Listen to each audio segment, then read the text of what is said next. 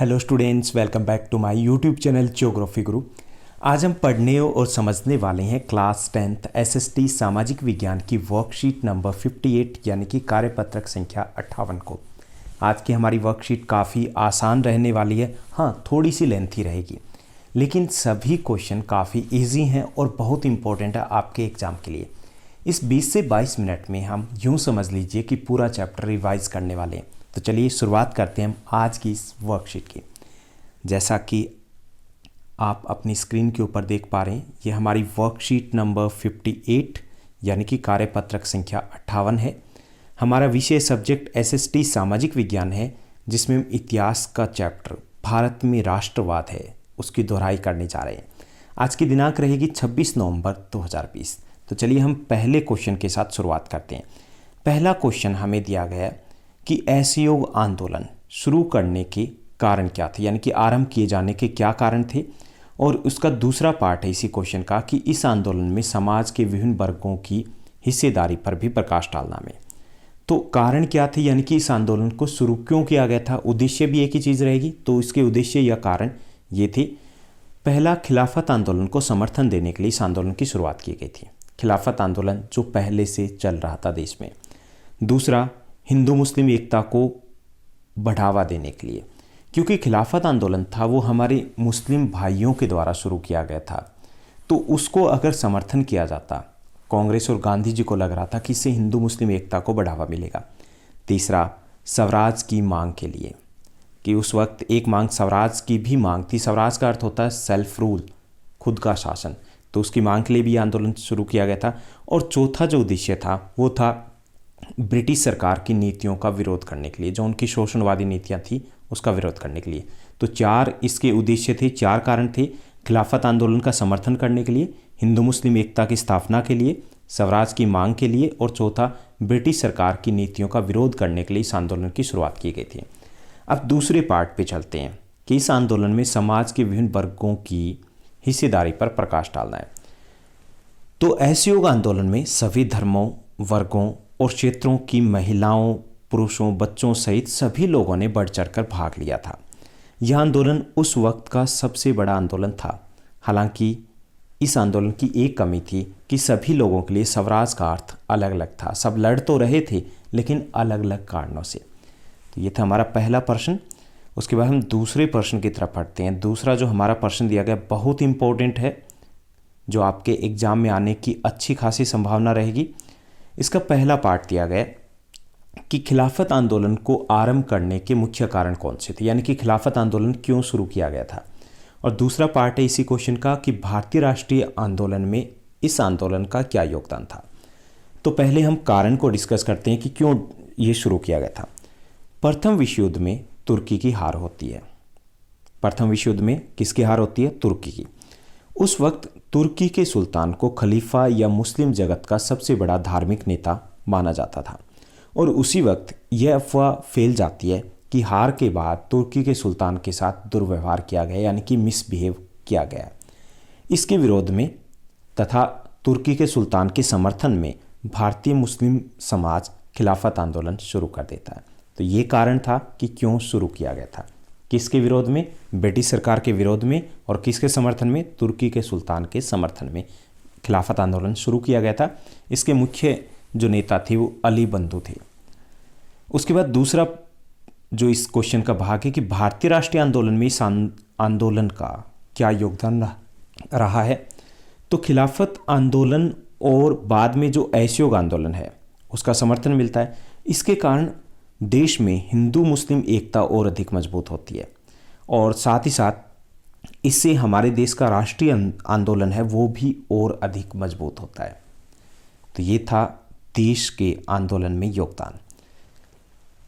उसके बाद तीसरा प्रश्न दिया गया कि समाज के सभी वर्ग स्वराज की अमूर्त अवधारणा से समान रूप से प्रभावित नहीं थे। किसकी अवधारणा से? स्वराज की। स्वराज मतलब सेल्फ रूल, खुद के शासन की अवधारणा से। 1930 के दशक में सविनय अवज्ञा आंदोलन के संदर्भ में कथन की व्याख्या कीजिए। अब पहले तो हमें प्रश्न को समझना। प्रश्न क्या कह रहा है कि सविनय अवज्ञा आंदोलन के समय की बात करनी है हमें, और ये बताना है कि सभी वर्ग स्वराज नहीं चाहते थे या स्वराज की धारणा से प्रभावित नहीं थे। यानी कि इस आंदोलन में सभी वर्गों ने भाग नहीं लिया था। हमें बताना है किन समूहों ने भाग नहीं लिया था और क्यों नहीं लिया था। ओके, तो यह कथन सही है कि समाज के सभी वर्ग स्वराज की अमूर्त अवधारणा से समान रूप से प्रभावित नहीं थे। निम्न समूहों ने सविनय अवज्ञा आंदोलन से दूरी बनाए रखी थी। उनमें से दो समूह थे। पहला जो समूह था वो था दलित वर्ग। हालांकि यहाँ पर जिन समूह की बात करें तो वो सभी नहीं बल्कि एक हिस्सा जो दूरी बना के रखी, तो दलित वर्ग ने इस आंदोलन से दूरी बना के रखी।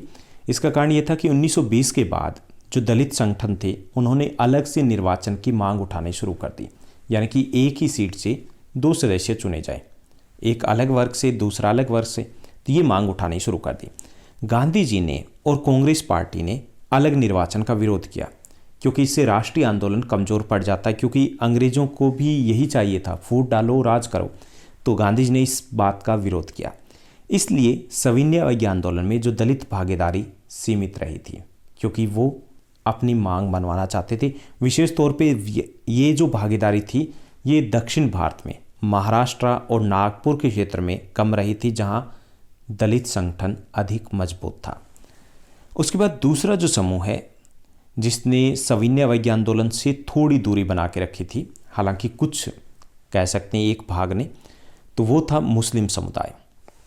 हालांकि इसमें भी हम सिर्फ मुस्लिम समुदाय संपूर्ण नहीं, मुस्लिम समुदाय ने भी बढ़ चढ़ के भाग लिया था, लेकिन जो मुस्लिम लीग के समर्थक थे उन्होंने इससे दूरी बना के रखी थी। इसका कारण ये था कि असहयोग और खिलाफत आंदोलन के पतन के बाद, यानी कि इसके ख़त्म होने के बाद, मुसलमानों का एक बड़ा वर्ग, जो मुस्लिम समुदाय का एक बड़ा वर्ग है, वो कांग्रेस से अलग थलग पड़ गया था।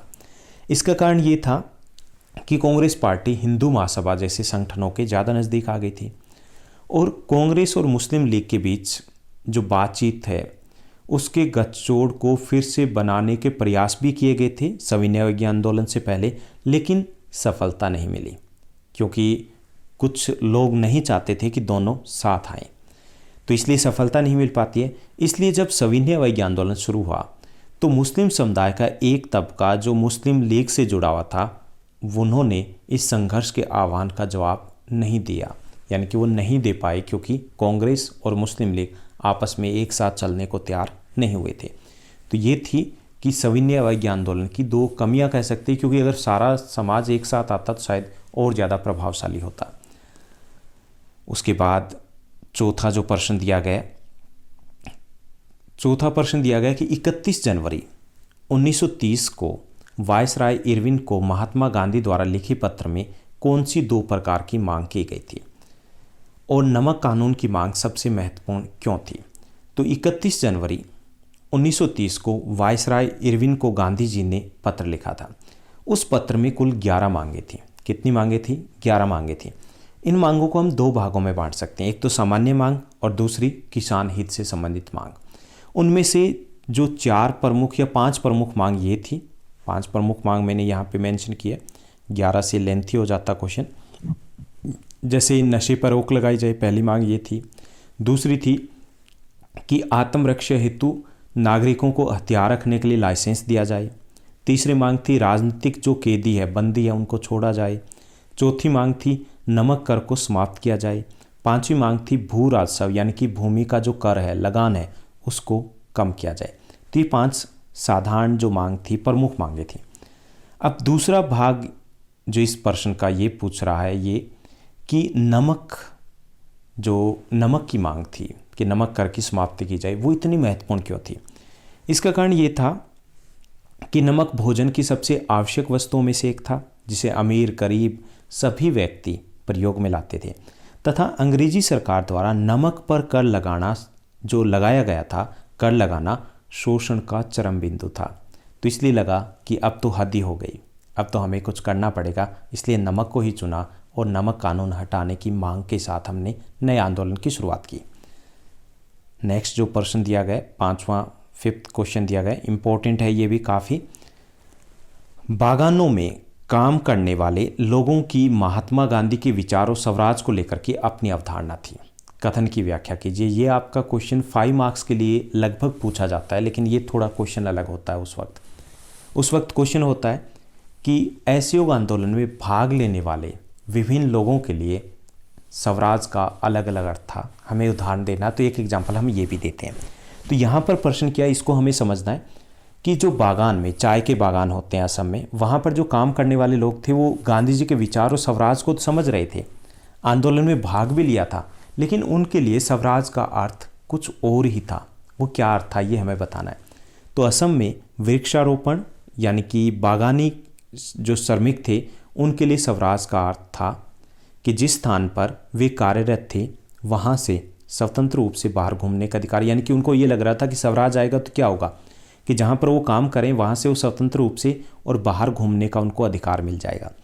उन्हें गांव जाने की वापस अनुमति, परमिशन मिल जाएगी।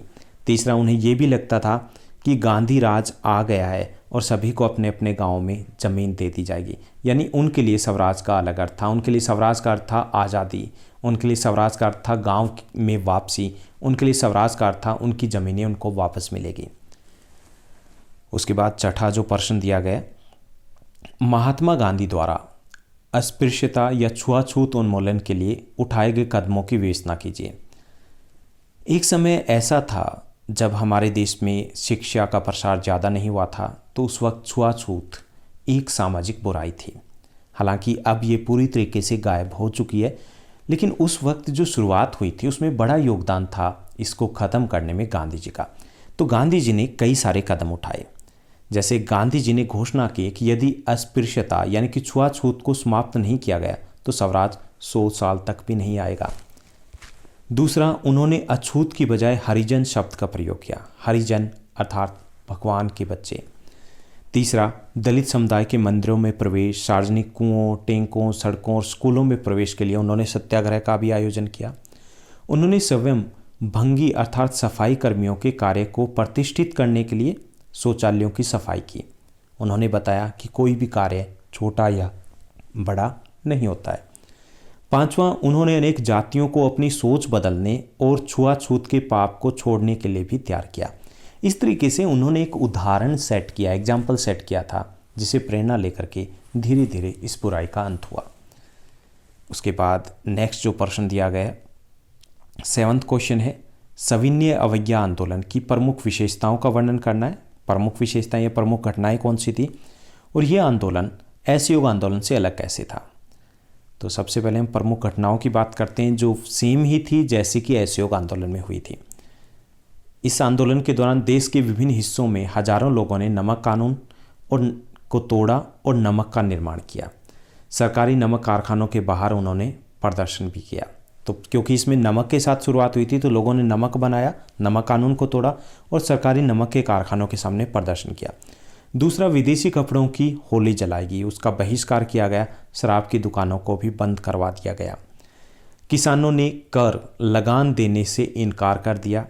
कई स्थानों पर जंगल के लोगों ने वन कानूनों का उल्लंघन करना शुरू कर दिया। विद्यार्थियों, वकीलों ने सरकारी संस्थाओं का बहिष्कार किया।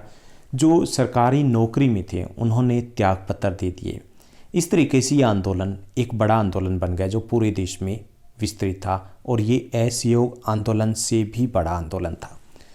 अंतर क्या था इसमें? 2 अंतर मैंने बताए हैं।